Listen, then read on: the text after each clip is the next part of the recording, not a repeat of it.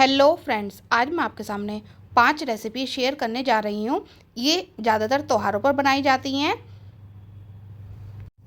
सबसे पहले मैं आलू और गोभी फ्राई करूँगी।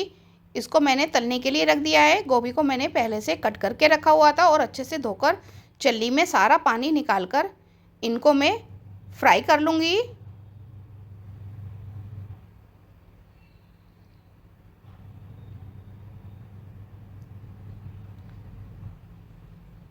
ये एक बार की गोभी मेरी फ्राई हो गई है।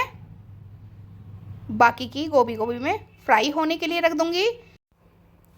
अब हम इसमें बाकी की आलू और गोभी भी फ्राई होने के लिए डाल देंगे और जब तक ये फ्राई होगी तब तक हम इसकी ग्रेवी तैयार कर लेंगे। यहाँ पर मैंने दूसरी कढ़ाई ली है, इसमें 1 चम्मच घी डाला है।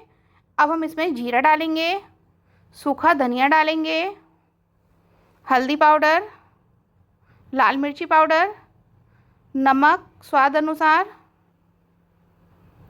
इन मसालों को हम घी के साथ अच्छे से भून लेंगे। घी या ऑयल कुछ भी यूज़ कर सकते हैं। अब यहाँ पर पिसे हुए टमाटर डालेंगे। टमाटर को बारीक कट करके भी डाल सकते हैं, लेकिन यहाँ पर मैंने पेस्ट बनाया है। अच्छे से भून लेंगे।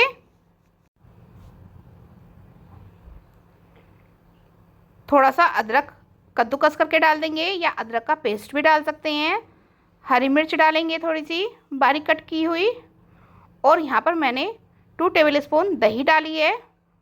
इससे टेस्ट बहुत अच्छा आता है फ्राई करी वाली गोभी में। तब तक ये ग्रेवी भुनकर तैयार होती है तब तक हम यहाँ पर पूड़ों की तैयारी कर लेंगे। यहाँ पर मैंने मिश्री को पहले घुलने के लिए रख दिया था। अब इसमें थोड़ी सी इलायची पाउडर और यहाँ पर थोड़ी सी केसर डाली है। कटे हुए बादाम, कोई भी ड्राई फ्रूट अपनी इच्छा से कम ज़्यादा कर सकते हैं। अब इसमें गेहूं का आटा डालेंगे। मैं मैदा के नहीं बना रही हूँ, गेहूं के आटे से बना रही हूँ। थोड़ा थोड़ा करके इसमें डालेंगे। ग्रेवी की मैंने लो फ्लेम की हुई है।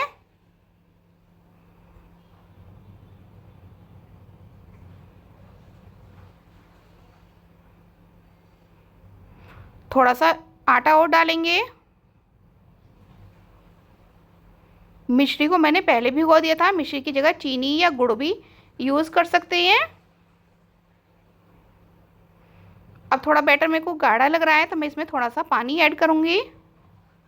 यहाँ पर मैंने थोड़ा सा पानी डाला है।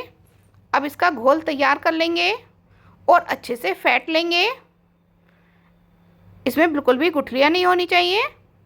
अब इस आटे को हम अलग हटा देंगे और इस बैटर को हम ढक के रख देंगे। अब ये बहुत अच्छे से घुल गया है और फिट गया है, लेकिन इसे एक बार फिर से फेंटेंगे। अभी मैं इसको कवर करके रख दूँगी। तब तक हम गोभी आलू चेक कर लेंगे वो फ्राई हुई है कि नहीं।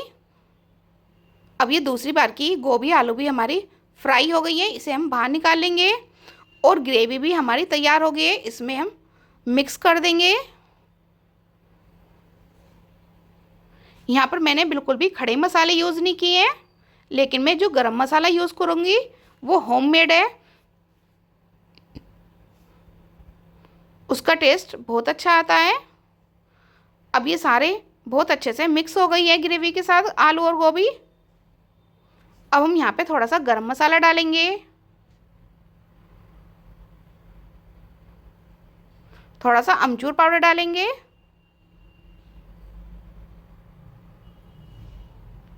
अमचूर पाउडर भी मैंने होममेड डाला है।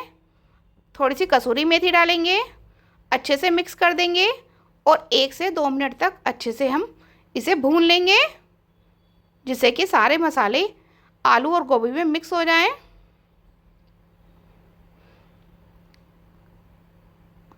अब ये हमारी आलू गोभी की फ्राइड सब्जी बनकर तैयार हो गई है। लास्ट में ऊपर से थोड़ा सा हरा धनिया डाल देंगे। अब हम पुए बनाएंगे। इसे मैं एक बार 2-3 मिनट तक और फेंट लूँगी। 2 टेबलस्पून इसमें हम लास्ट में दूध डालेंगे।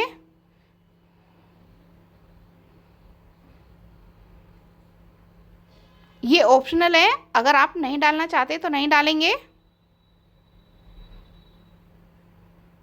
हम थोड़ा थोड़ा बैटर कढ़ाई में डालेंगे। घी हमारा अच्छे से गर्म है पहले से ही। इसी में मैंने आलू गोभी फ्राई की थी।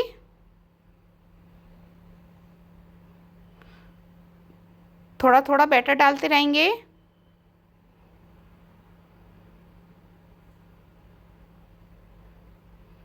जितना ज़्यादा बैटर को फेंटते हैं उतने ही पोहे अच्छे बनते हैं, सॉफ्ट बनते हैं। गरम गरम खाएं तो ये क्रिस्पी बनते हैं और ठंडे होने के बाद बिल्कुल सॉफ्ट हो जाते हैं। अब हम दूसरी सब्जी की तैयारी कर लेंगे। जब तक ये सिकते हैं एक बार अलट पलट कर देंगे। जब तक ये सिकते हैं तब तक हम मलाई मटर पनीर की तैयारी कर लेंगे। मलाई मटर पनीर बनाएंगे। इसे मैं इसी तरह से छोड़ दूंगी। अब मैं दूसरी कढ़ाई लूँगी। इसमें हम थोड़ा सा घी डालेंगे। जब घी गर्म हो जाएगा तो इसमें थोड़ा सा जीरा डालेंगे, सूखा धनिया, हल्दी पाउडर, लाल मिर्ची पाउडर, थोड़ी सी हरी मिर्च बारीक कटी हुई, थोड़ा सा अदरक कद्दूकस किया हुआ या फिर अदरक का पेस्ट। इन सबको हम घी में अच्छे से भून लेंगे। अब यहाँ पर हम मलाई डालेंगे। यहाँ पर मैंने हाफ कप मलाई डाली है और इसे हम अच्छे से भून लेंगे। यहाँ पर मैं बिल्कुल भी ड्राई फ्रूट यूज़ नहीं करूँगी। मलाई मटर पनीर भी खाने में बहुत ज़्यादा टेस्टी लगता है और बहुत जल्दी बनकर तैयार हो जाता है। जब मलाई अच्छे से भुन जाएगी उसके बाद हम अपने टेस्ट के हिसाब से नमक ऐड करेंगे। 1 कप टमाटर बारीक पीस कर डालेंगे। इन्हें हम अच्छे से पकने देंगे, भुनने देंगे। बीच बीच में पुआ को अलट पलट कर देंगे।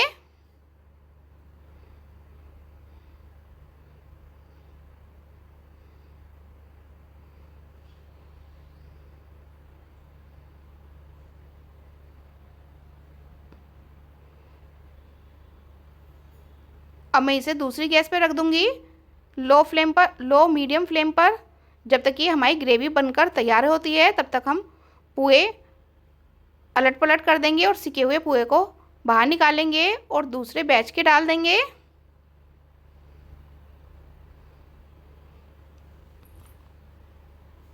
इसी तरह से मैं बाकी के पुए भी सेक लूँगी। इसके बाद हम ग्रेवी चेक कर लेंगे। अब ये ग्रेवी काफ़ी अच्छे से पक गई है। यहाँ पर हम उबले हुए मटर के दाने डालेंगे। मैंने 1 कप मटर के दाने को पहले से उबाल के रखा हुआ था। इसे डालकर 2-3 मिनट तक पकने देंगे। अब मैं इसे कवर कर दूंगी लो फ्लेम पर। अब ये पुओं को अलट पलट कर देंगे।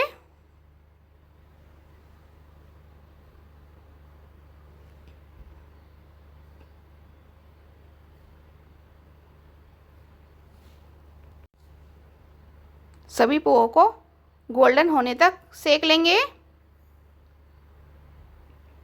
मीडियम हाई फ्लेम से सेकेंगे।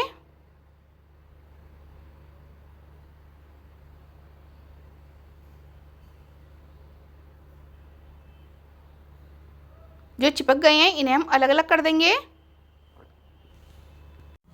मटर पनीर की ग्रेवी भी बहुत अच्छे से पक गई है। इसने घी भी छोड़ दिया है।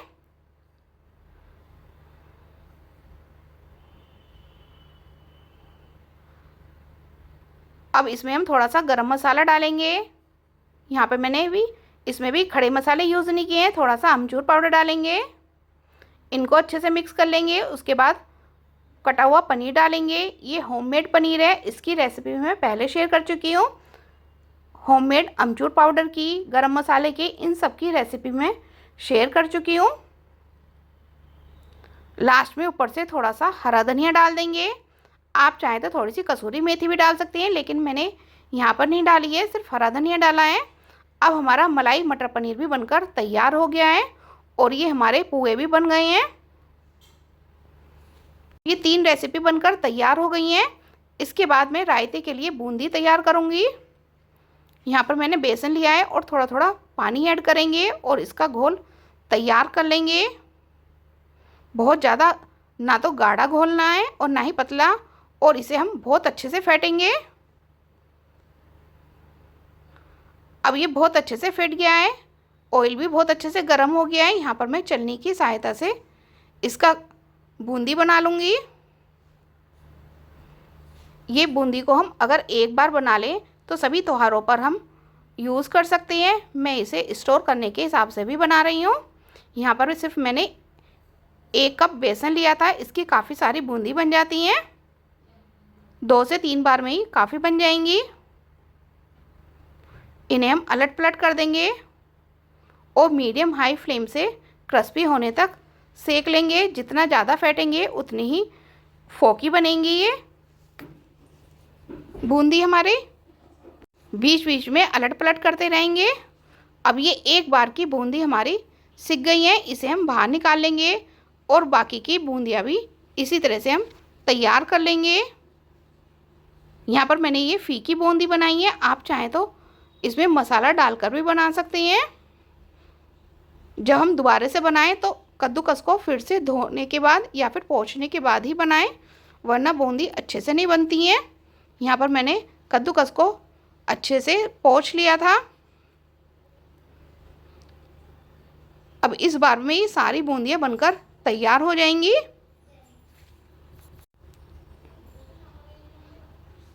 इसी तरह से सभी बना लेंगे। इसे भी हम गोल्डन होने तक, क्रिस्पी होने तक अच्छे से सेक लेंगे।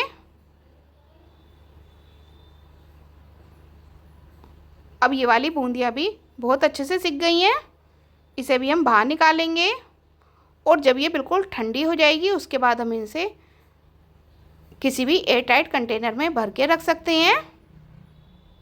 आप चाहें तो इसे बाहर रखें या फिर फ्रीज़ में रखें। मैं इनको फ्रीज़ में रखती हूँ तो ये महीनों तक चल जाती हैं और बिल्कुल भी ख़राब नहीं होती हैं। अब इसके बाद हम कस बनाएंगे। यहाँ पर मैंने 1 गाजर और 3 मूली लिए हैं, इनको कद्दूकस कर लेंगे। ये पूरी कचौड़ी के साथ सबसे ज़्यादा त्योहारों पर बनाए जाते हैं। अब ये लास्ट और 5वीं रेसिपी है। यहाँ पर मैंने मूली और गाजर को छील के पहले से रखा हुआ था और अच्छे से धो लिया था। अब इसमें हम नमक डालेंगे और हाथ से अच्छे से मिक्स कर लेंगे और हाथ से दबाकर इसका सारा पानी निकाल देंगे।